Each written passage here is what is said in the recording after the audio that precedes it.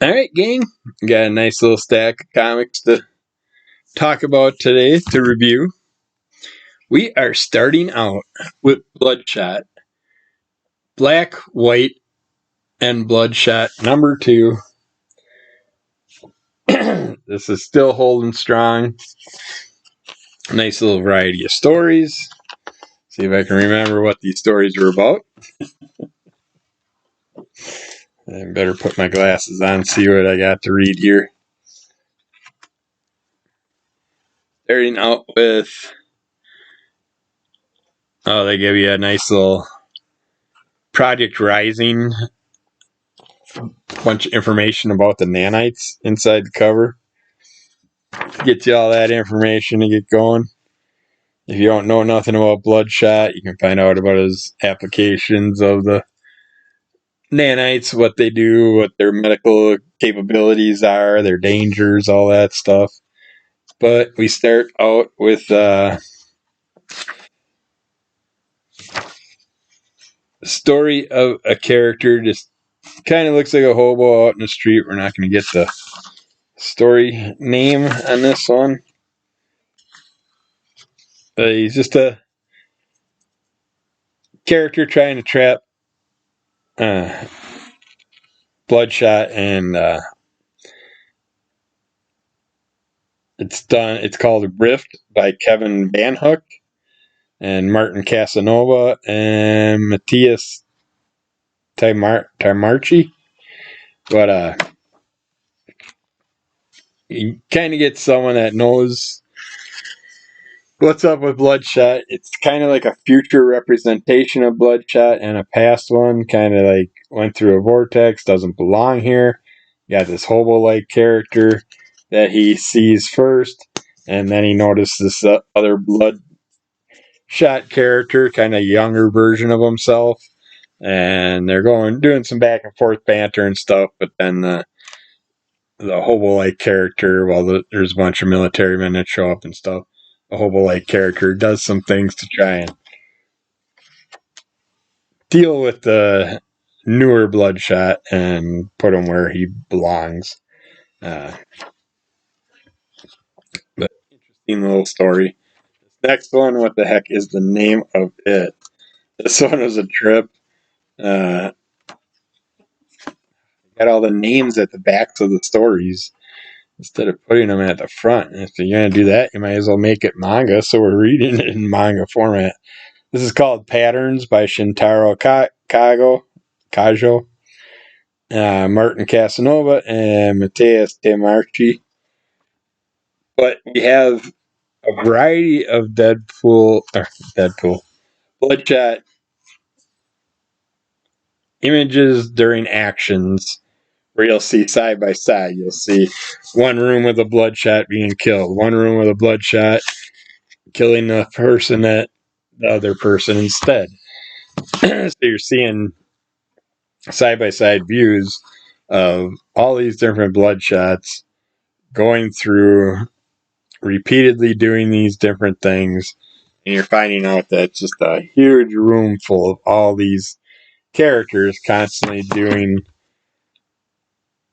similar acts and seeing different outcomes of these acts. And it's very interesting way that they did it, and it's one of those no word type storylines, but it says everything it needs to just by looking at the imagery. We got Cutting It Close by Timmy Haig and Sergio Monges. And Martin Casanova is doing a lettering in this one. And this one we got, I don't want to give that page away, but there's this, actually I kind of do it without showing the other page here. You got this big red dome, and our Bloodshot character is working his way to it while he's getting shot down, people trying to take him out, and the red dome's gonna supposedly protect them in a way, but we end up seeing another character that Bloodshot has to deal with that's basically trying to take Bloodshot out, chop him into little pieces, make sure that he doesn't come back this time around. And they have some special things that they can do to try and stop him. from having his nanites do anything, but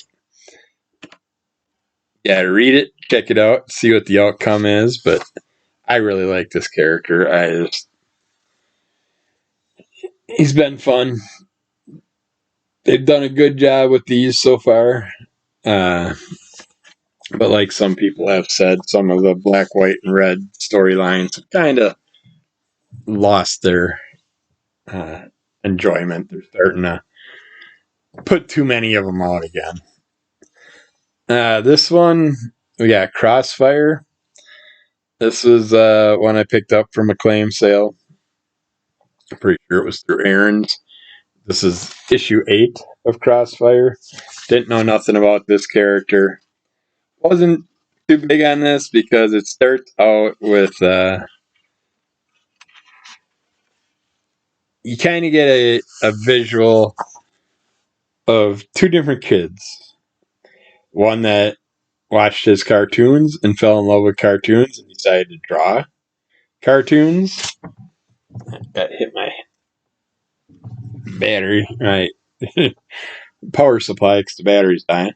And the other kid watched his cartoons and decided to pull a gun out of the cabinet. You can imagine what happens. It's not a story that you really want to read, especially this day and age, with all the things that have been going on. Sorry, I forgot I had coffee.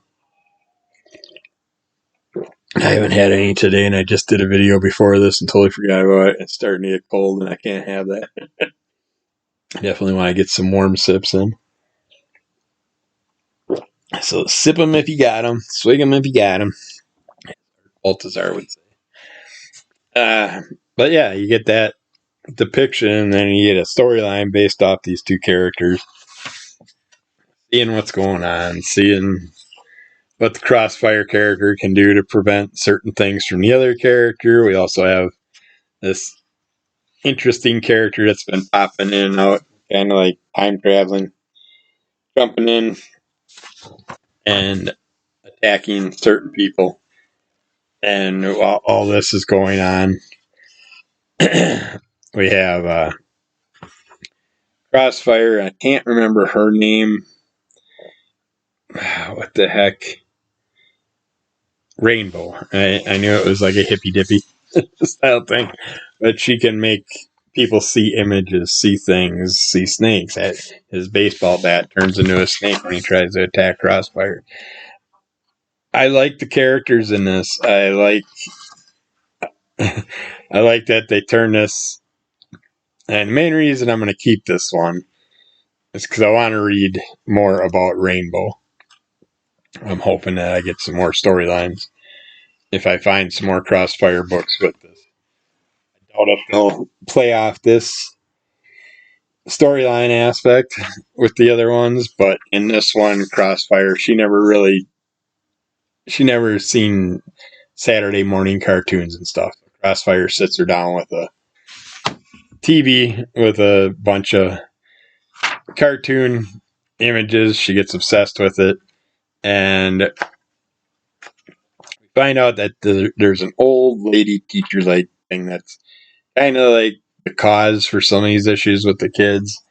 And she gets obsessed with the cartoon imagery, and she can reflect stuff. So, of course, if that's in her head, she reflects the cartoon imagery, and you can imagine what's going to happen. But yeah, there's all kinds of cartoons that become part of the storyline, and I love what they did with that. That beginning part just tears at the heartstrings, just seeing these kids doing these stupid things, pulling a parent's gun out of a cabinet and things happening. It's just, yeah, not going to give away what he does with the gun or anything like that, but yeah, I know it's an older comic. You probably won't ever get your hands on it, but if you want to know, inquiring minds want to know, yeah, better get your own copy. Or you can sub me up and send me an email and I'll tell you what happened. You gotta be a subscriber. The Darkness and Lara Croft Tomb Raider issue 1. I would say this is a one shot. I may have this with a different cover because I know they like to do different covers, but I did not recognize this cover when they posted this up for sale. So I picked it up, but it starts out with a nice little darkness prelude. Gives you a kind of like gist of the darkness character, gives you a little start on. Doesn't take you too deep into his world, but then when it does jump over to the Tomb Raider world, a nice little 2-page image there. We get a little teaser to start out the second part of the storyline with Tomb Raider with all the little darklings from the darkness hanging out with her, shooting the shit, messing with, all ready to basically go to battle, but they're on her side at that point. Then we go back in time and we find out about it while she's working on a crime, and she gets suggested to bring in the darkness character because he's got some special abilities. She doesn't know too much about his abilities, but he also is a little bit too pushy on the women, a little bit of a womanizer type character at moments, and Tomb Raider just like telling him just quit, just shush, don't worry about that. Let's focus on the mission and get things done. But yeah, they have an interesting little mission that they go on, and I love how the Darklings work with Lara after. Well, they start out ready to eat Lara, but I love to see a Tomb Raider storyline where she just hangs out with the Darklings. That would be fun. Watching her go through some caverns and stuff, and having them help her because they'd work out perfect for doing some archaeological findings, crawling through little holes and all that stuff. But then we got Garfield, issue 3 of 4. This one was a bummer. I was not too happy for this issue. We don't get any real Garfield. We get a surprised heist storyline with some characters, and I suppose I could have mentioned that was by the Darkness and Tomb Raider storyline. It was by Jenkins. Oh, we got Garth Ennis, David Wohl, Paul Jenkins, Jay Lee, and Jose Valerubia on the first half, and then David Wohl, Billy Pan, Steve Furchow, and some others on the second half. So, anybody cares. But we have the surprise heist by Sarah Graley, and it just, look at this imagery. If you think that's Garfield storyline type material, then you don't know Garfield that well. Now, Heathcliff, that's a Heathcliff storyline. Heathcliff deals with the gangs, the ruffians, the troublesome cats, and trying to do fun little things for their little buddies, and then getting into all kinds of trouble along the way. But yeah, they plan a heist at a lasagna factory.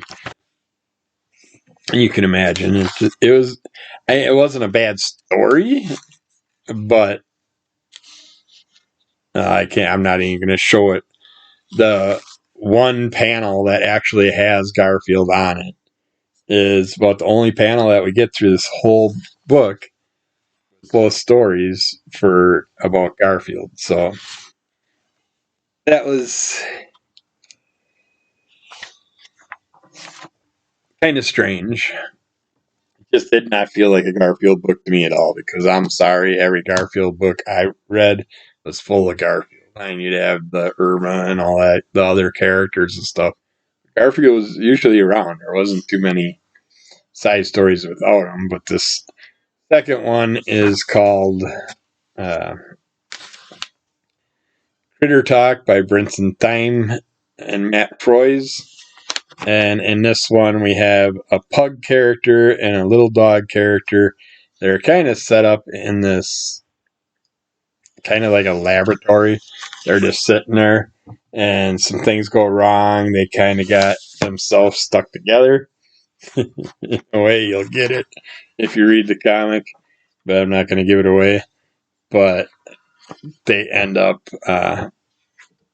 they're watching their, I think they're watching their cartoons or something like that, or one of their shows, and all of a sudden the TV goes out.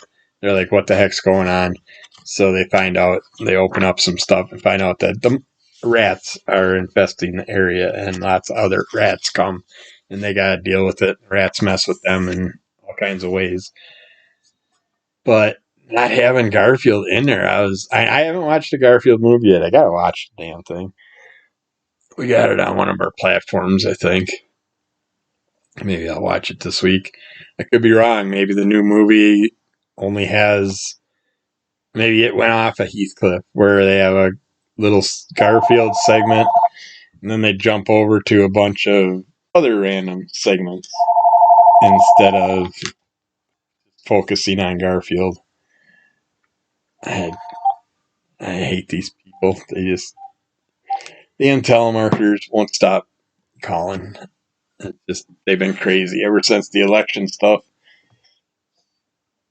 Someone accidentally picked up the phone.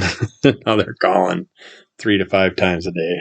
It's like, you can always tell it's a weird town that nobody I know lives in. All right. Next up, we got Ghostbusters Annual by IDW. This is a nice little thickie that I picked up. I was happy to get that. Oops, I left the phone on. Should just leave it on so it doesn't ring. But after the firehouse suffers severe damage in the wake of a supernatural attack, the Ghostbusters find themselves thinking about their past while cleaning up. But their nostalgia may not be innocent, and who knows what they may find at the end of their trip down memory lane. This is done by Eric Burnham, Dan Schoening, and Luis Antonio Delgado, along with some special guests. But yeah, we get our characters just dealing with a ghost that ended up taking someone's eyeball away from them, kind of like they never had an eye before. It's not like the eye was sucked out of the socket or anything like that. Their eye just totally got patched over. And we find out that he's kind of like a dream type ghost, and our characters get caught in a world where there's fun character crossovers and stuff like that. But they gotta try and realize that what they're going through isn't reality, and hopefully not lose their own eyes throughout this story. And it was enjoyable. Another uh, great story for the Ghostbusters crew. They do some awesome ones through here. And then at the end, the second half of the book, I love because you got 1, 2, 3, 4, 5, 6, 7, 8, 9 one-page or short stories that are in the back of it. I'm not going to go through all of them, but I will say this one right here, that was page 40. Not sure now, I can't find them. I'm just going to show them here. But Big looks just like the evil wizard in Big Trouble in Little China. Even has those little finger things. So it's kind of like, are they doing a little crossover? I'd love to see that crossover. But yeah, there's a bunch of little short stories in the back that were really fun. Great variety of people that worked on those. I mean, Tom Bancroft, Eric Burnham, Sarah Richard, Sean Galloway, Drew Roche, Esther Salguero. There's a variety of people. But yeah, always enjoy the Ghostbusters books. I haven't had one that disappointed me yet, I don't think. Then this one I picked up because it had Rhino on the cover, of course, and I will grab anything I can with Rhino. This is Marvel Superheroes featuring the Incredible Hulk. This is number 76, The Wrath of Rhino. And it was an awesome one-shot story. It's all in here. I don't have to worry about finding issues before and after. But we have Bruce Banner getting ready to get married. And, of course, he's marrying the Army general's daughter. The general that hates him and hunted him down for so long. We have the leader in here, and he's got a whole plan going on that he wants to take down the Hulk. Can't decide who to pick to use to take down the Hulk, but during it, not too far before all this happened, Hulk and Rhino got in a battle, and the Hulk ended up almost killing Rhino, and Rhino almost killed the Hulk, but they thought the Rhino was dead, but some people found him still breathing, and they took him in and tried to help him, and that's when the leader came in, kidnapped him, took him back to his area, and got him back to the Rhino that we know. Got him physically up and running again. Thing I didn't like about this comic, I mean, these two characters not that far apart that there would be a size difference for the camera or anything like that. But you're looking at Rhino and he's just like this giant character. Then you see him later and he's the leader size. Then you see him again with the Hulk and he's the Hulk size. It's like pick a image and go with it. Don't sit there and the Rhino does not change in size. At least not that I know of. I don't remember him growing and shrinking and stuff like that. That always drives me nuts. But yeah, you get to see the leader do some things to the Hulk while he's in banner form.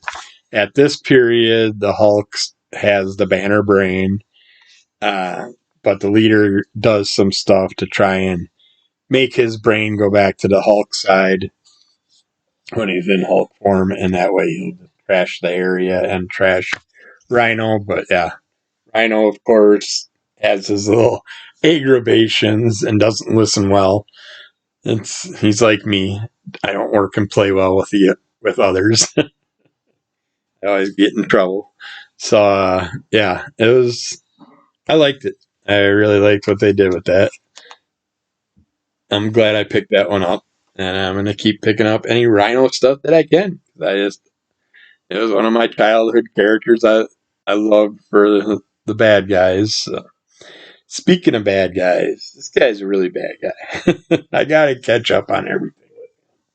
But Nemesis, this is issue 3. I have 1. I didn't have number 2.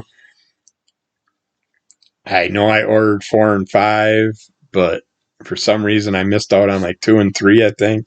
Or I might have 3 coming, and I just missed out on 2.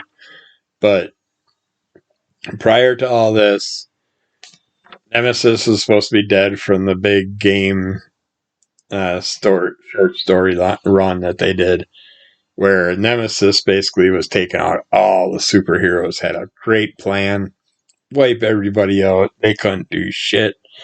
And he did. And he wiped out quite a bit of the universe and ended up getting himself to near death. And he should have been dead, but we find out otherwise. He gets the sidekick that he breaks out of prison in the first issue, and they're working together doing things. In this issue, he's getting hauled off to prison after doing something to the president apparently in issue 2, because the president's missing and they're trying to figure it out, but they bring Nemesis into a prison, and of course he has all kinds of little tricks planned up his sleeve, and he breaks loose and does a bunch of stuff, sets prisoners loose, and he's got cars outside for all the prisoners. There's tons of prisoners. He's like, pick a car, any car. It's like Oprah on the evil. But yeah, you get to see what happens, where he's going, what's been going on. He's got a family that he's tormenting in this issue and stuff. But yeah, his story this is a very interesting character. If you like the boys, stuff like that, I think you'd really like Nemesis. He's definitely surprised me. I wasn't going to jump on him on the run, and now I really regret not fully doing it, even though I did get issue 1 and was going to. But for some reason I backed off on issue 2. I don't know what happened. Or I just missed it in the catalog that month and wasn't paying attention. But we got Nightclub Volume 2. This is issue 3. Dinner is served. Our characters basically, the one that went off on his own is getting tormented by all the jock bullies that he was trying to show up, which you knew he was going to get payback for being stupid and doing that. He fell in love with the head jock's girlfriend. She scammed him until he turned her into a vampire, and she turned the rest of the jocks into vampires, and then they learned about their abilities. Now they're coming back after these three main characters. And it just turned into a huge gang war, and it's not my cup of tea. Where this goes, I'm not really interested, but I already pre-ordered, so I got 3 more issues of this coming, but I have a feeling it's just going to focus on the jock gang going around, tearing the place up, getting in all kinds of trouble, doing all kinds of things. And if any are left in the end of the main characters, we'll see what they do to prevent things, but I'll be glad when it's done. The set will just go for sale. I had other plans for it.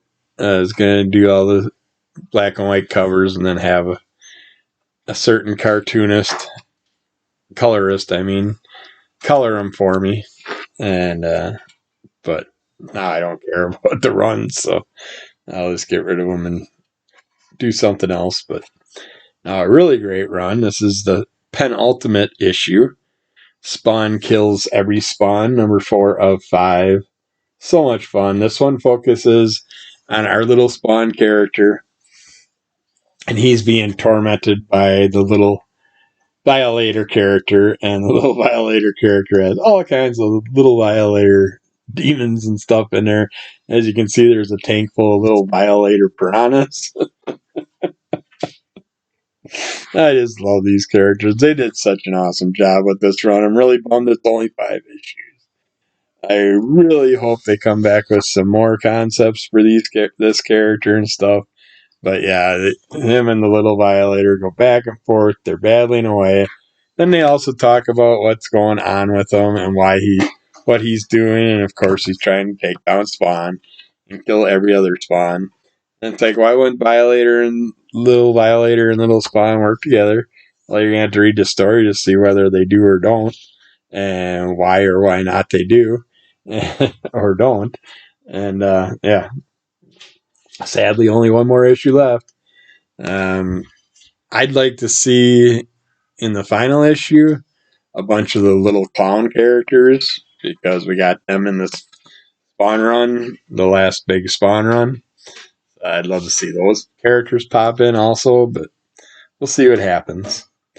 Now this one, I got issue 1 of Tales from the Aniverse, 3, 4, and 5. This one was not enjoyable to me at all. I didn't really get the it's basically Animalian Manimal type sci-fi storyline where it kind of bores you starting out with like a nurse that has to she's trying to get to a certain sector, a space station where she's going to work in their hospital, and she gets this dopey little womanizer character that's the pilot that's going to get her there, and they're flying around. He's constantly hitting on her and doing all kinds of other stupid things, and while he does, they end up smashing into the Skull ship and gets them on their radar, and they want to take him out, but they sneak away for the moment, and they chase after her, and all kinds of things happen. We get to see what happens when she gets to the space platform, and she finds out about that it's kind of like a rogue science health hospital type area where you're going to get a bunch of baddies that come in, and she gets some examples of that with some of the things that go on throughout the storyline. And we also find out that there's a couple badass female characters that are bounty hunters that end up doing a bunch of things, going after some of our characters, and happen to have relationships with some characters that you wouldn't expect. But I did not care for this. The one thing that throws me off right away on anamorphic style animals is when they double joint the legs and body parts, thinking that, okay, all of a sudden they just stood up on two legs and they're going to be like they would if they were on four legs. They still have these joints. You think that's going to be comfortable to walk around your whole life with your leg bent in those two positions? It's not. If you're going to adapt to society, I guarantee you, if they're going to eventually end up on 2 feet, they're going to have straight legs. Their legs are going to adapt to standing upright. Now, you're not going to have these weird bent. I don't know. I don't like when they do that. I like when they make them more humanized. But yeah, it's looks so goofy when they got those double jointed legs and stuff. I just never got into that. But I tried my dangest to get into this story, but I could not. This set will be going for sale. But I had high hopes. Main reason I got it is because there's a duck character in there, duck pirate type character, but even he doesn't get much of a storyline in it. So I was bummed about that. And the last one we got is 20 Past Rigor, issue 2. This is still keeping the interest going by Rodney Barnes and Man House. And it's from Zombie Love Studios, so I hope they come up with a lot more stuff, because they use the basis of the zombies that are aware. They can speak, they know what's going on in their environments and stuff like that. But we start out with dealing with a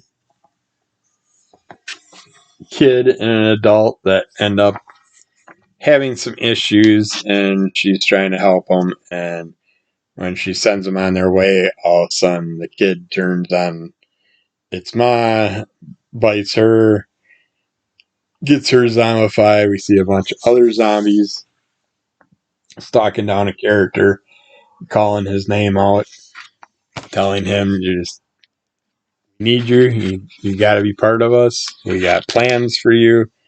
And we get to see that he's connected to this nurse.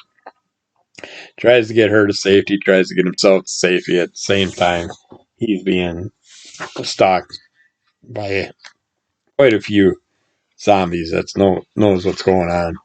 I don't want to go beyond that. I don't want to give you any character things away, but yeah, this is going to be a very interesting zombie storyline.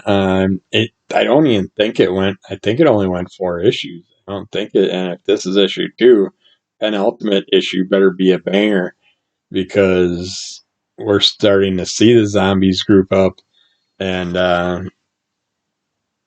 kind of see what some of their plans are. And these are going to be thinking zombies, fast-paced zombies, all that stuff. I can tell from this so far. So it's going to be a pretty wicked storyline. But you can't give it to us in just like 4 issues. It's gotta sit there and build, and it's happening very fast. So we'll see what happens. I don't know what their plans are. I haven't heard nothing else, but 20 Past Rigor, if you're a zombie fan, it looks like an interesting new, not really a new concept, but some new ideas in there. And see what happens. That's it for today. Keep falling under the call of a mess. Rate, review, subscribe, tell a friend, give us those likes. Check out Crimson Color Comic Club for our group podcast. And we'll get back with more of these soon. All right. Bye.